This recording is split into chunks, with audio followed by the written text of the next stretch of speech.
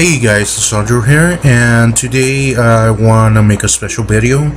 So for those of y'all who know me, I have some interest in comic book characters, Marvel Comics, DC Comics. In this case is DC Comics, but I also have interest in other topics, and one of them happens to be philosophy.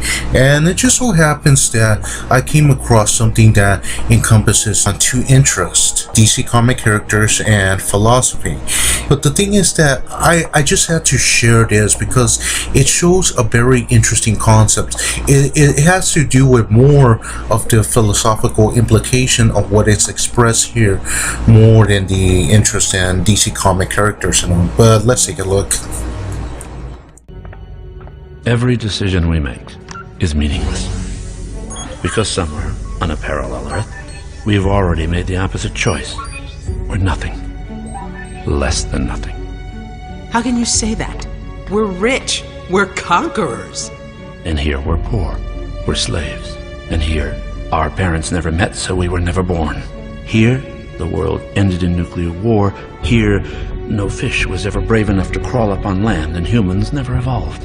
And so on, ad infinitum. So even if you destroy the world, there are a billion others, right? What difference would it make? Somewhere in the multiverse there is a world I call Earth Prime. Every Earth is a variation of this one, the original. And once I destroy it, all reality will follow.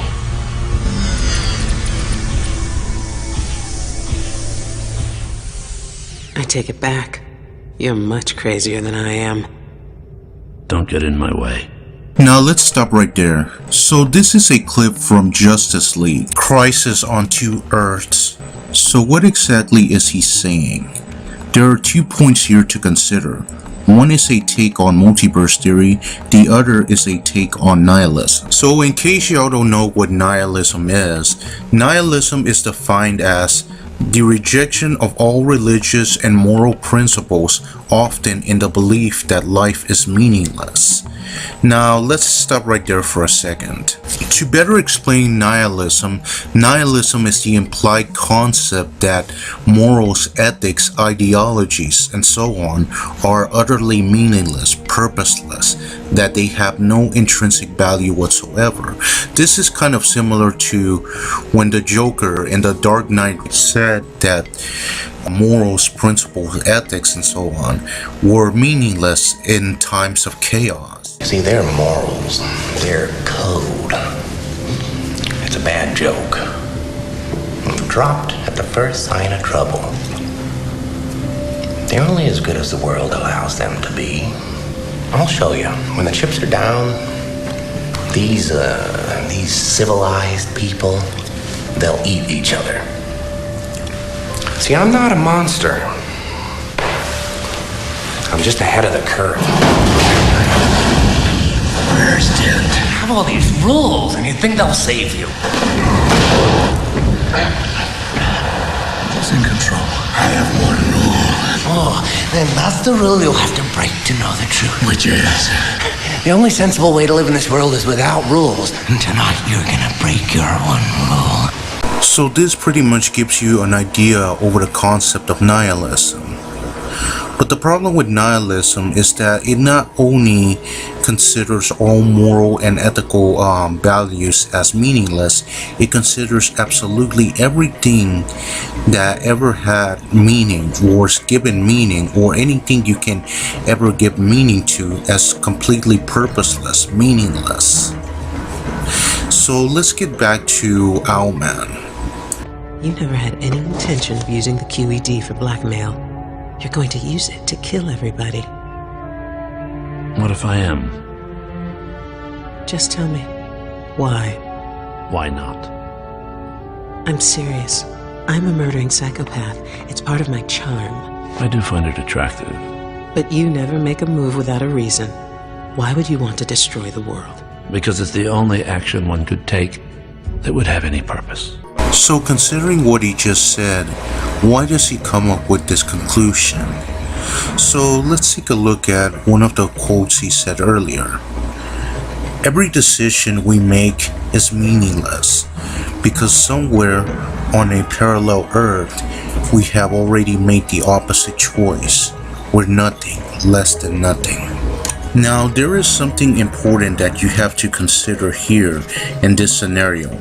Our accomplishments, achievements, our actions obtain meaning based on not only the effect they have, but rather their uniqueness based on the person, under the pragmatic assumption that there is no one like each of us in this universe.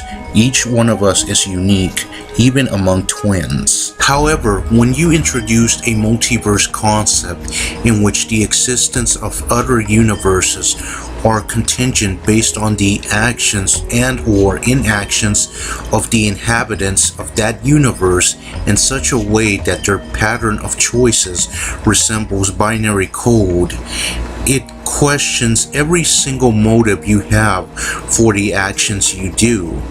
And what I mean by this is, let us say for example that you choose to achieve a certain goal in life. In this scenario, it won't matter if you achieve it or not, because there already exists a version of you that will take the opposite choice you make at the same time you take your decision. Regardless of what choice you take, there is an indifference in your choices, because a version of you will undoubtedly achieve the goal you set to achieve. It sounds good and all up to the point when you realize that there is no reason to strive to achieve anything. You come to realize that you are nothing more than a pawn in a cosmic playing field. There is nothing unique about you other than the choice you make, at which point you start to question if you are even in control of your own choices. This is very similar to living in a world without problems. It sounds good, but in a world with no problems, there are no obstacles. It's kind of like a video game that is super easy. Sure, you may enjoy it at first, but after some time of seeing no challenge, you'll eventually get bored. The same applies to a world with no problems. What would you do in such a world where even the minute problems of the things you find interesting did not exist? What of interest would there be left to do when every single feat of human accomplishment has already been achieved? What is there left to be done? In reality, we cannot live in a world without problems. It would strip away the motives for why we do the things we do and the self-gave reason for existing. Despite things not having any intrinsic meaning to begin with, it's the problems that keep life going, that give life meaning to us. It is in essence the same in the multiverse scenario. The only difference is that if we were ignorant of the other versions of us in the other universes, we would not see life as meaningless as we would if we did know of the alternate universes. I'll cover more on the topic of a world without problems and nihilism in another video. But for now, let's jump into the other topic, which is this version of the multiverse theory.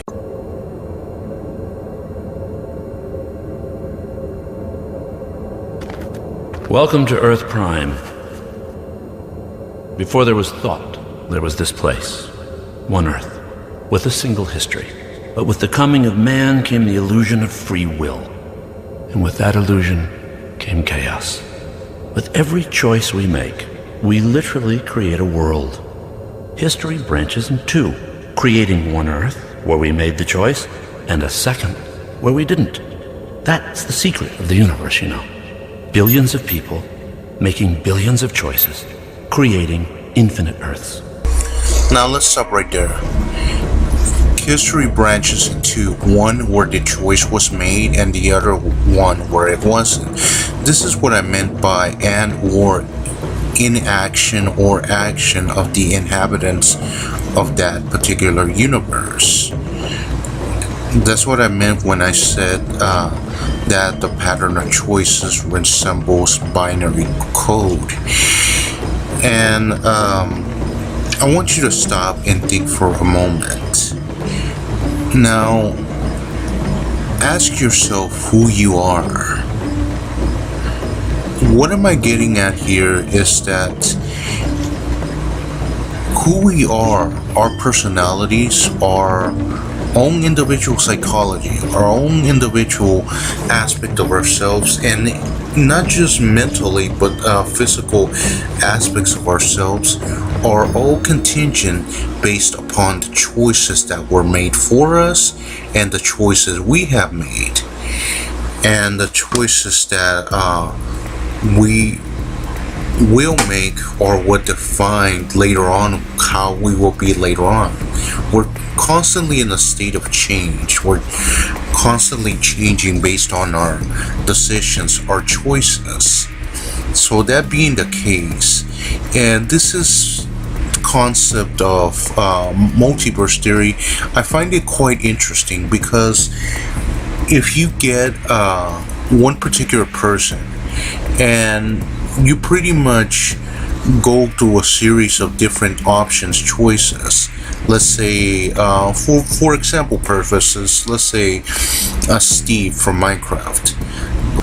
One Steve may look one way and the other Steve may look a different way based on the decisions they took. But in essence, they are the same person.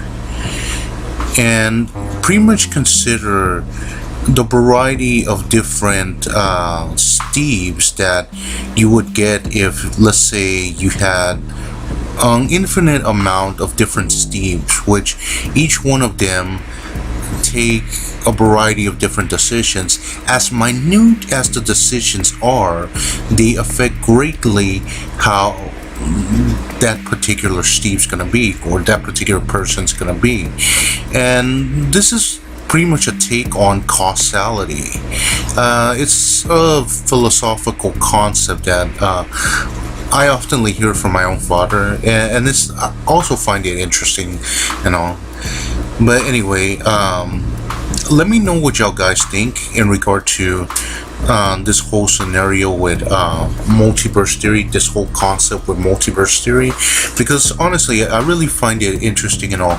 I can't say that much in regard to it because pretty much it's a rather new concept that I have come across and all. Actually, I've known about it, but I haven't had the chance to actually get really deep into it or anything.